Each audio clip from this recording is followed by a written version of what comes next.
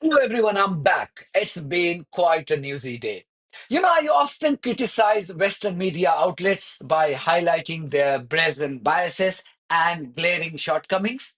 That's one of the most important jobs we do from this platform.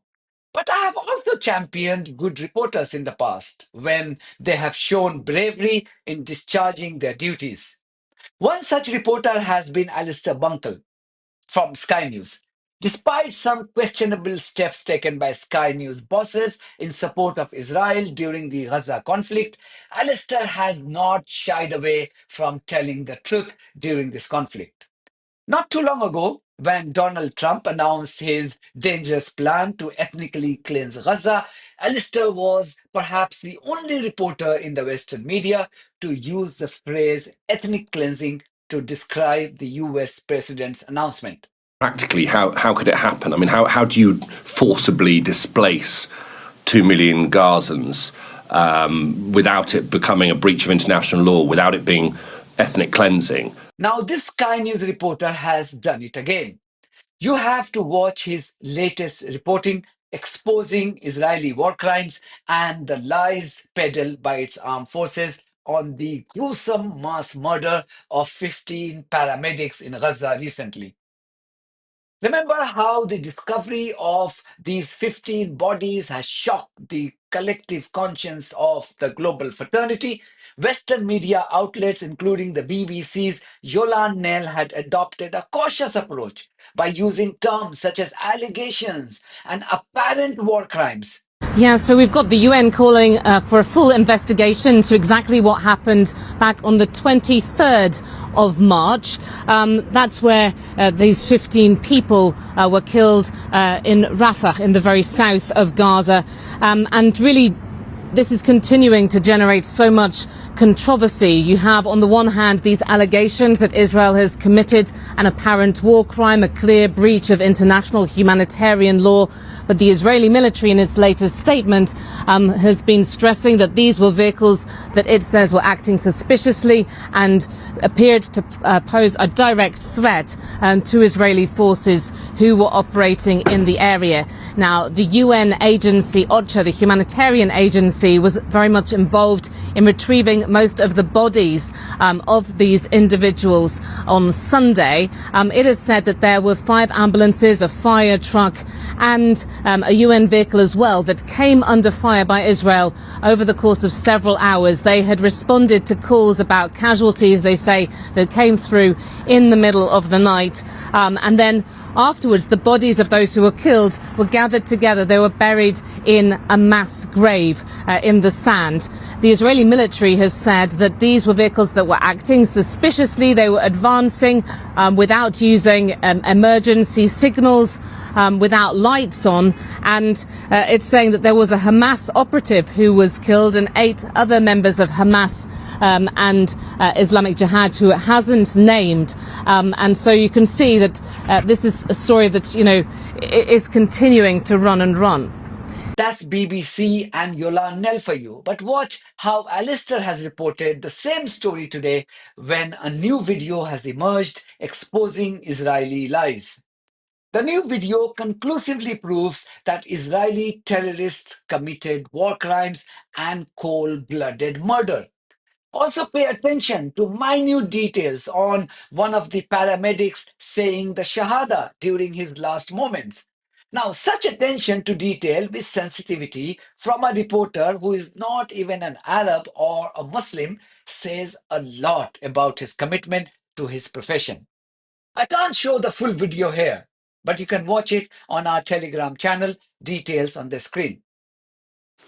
We are still awaiting a statement from the Israeli military. I understand one is being worked on now and will be issued later today. But the video obtained by the New York Times, part of which you just saw, was taken from the body of one of those medics killed and was filmed on his mobile phone. Now, this incident happened shortly before dawn on the 23rd of March.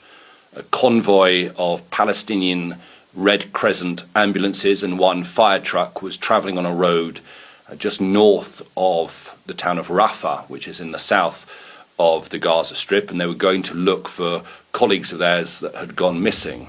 And they see a car that had diverted on the side of the road. They then pull over too, and contact was lost with them shortly before 7 o'clock that morning.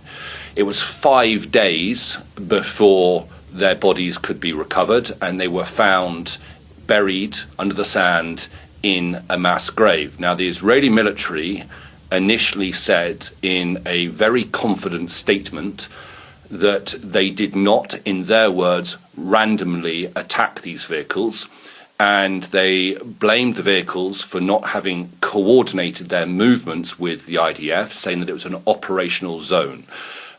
Investigations by our own data and forensics team suggest that it was not an operational zone at that moment, and actually evacuation orders for that area were only issued an hour after last contact was heard with the Red Crescent vehicles. The IDF also, and this is the crucial bit in relation to this video, said that those ambulances were travelling without their lights on and without any sign of them being emergency vehicles, and so therefore they were suspicious. But the video obtained by the New York Times very clearly shows that those ambulances had their emergency lights flashing. And the clip we're going to show you next is the moment that they pulled to the side of the road. And I should warn you, it is also the moment when the Israeli military opened fire on those paramedics, and you hear one of them reciting the Shahada, the Muslim prayer of death, effectively, saying, "Forgive me, mother, this was the path I chose to help people." Now, in contrast, you want to know how the publicly funded BBC reported the latest revelation, indicting the Israeli role in another act of war crime? Correspondent Dan Johnson has more on all of those developments from Jerusalem. Israel's justification for opening fire on this convoy of ambulances and a fire truck in the early hours of the morning near Rafah nearly 2 weeks ago was that these vehicles had advanced towards its soldiers suspiciously in darkness with their lights turned off, and that it wasn't clear to the Israeli soldiers what these vehicles were, that they felt threatened, and that's why they opened fire without warning. They said that a number of Hamas and Islamic Jihad militants had been killed in the incident, but we know from the international agencies involved, the Palestinian Red Crescent, the Gaza Civil Defense and the UN, that these were 15 medical workers who were responding to emergency calls in that area when they came under fire and lost their lives. We'd already spoken to the only surviving paramedic earlier this week who denied any connections to Hamas or Islamic Jihad, said that they were a civilian team who were just there to save lives. And he also was clear with us that he said the ambulances and fire truck were clearly marked and were driving with their headlights and emergency lights on.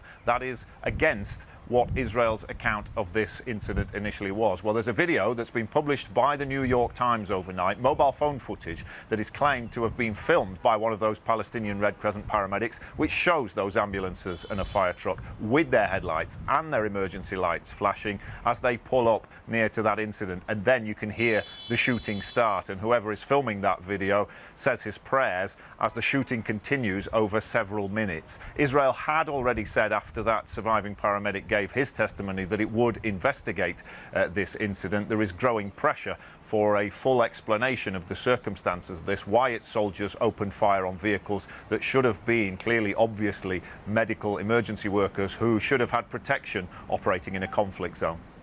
I will leave it to you to decide the merits of both reporters reporting. That's it from me. Thank you very much for your support of this platform and our journalism on buymeacoffee.com and Patreon. If you too think that our journalism is worth supporting, then you too should consider becoming part of it. Details are there in the description of this video. In the meantime, if you haven't subscribed to our channel, please do so, because that's one of the many ways you can support independent journalism. God bless you all.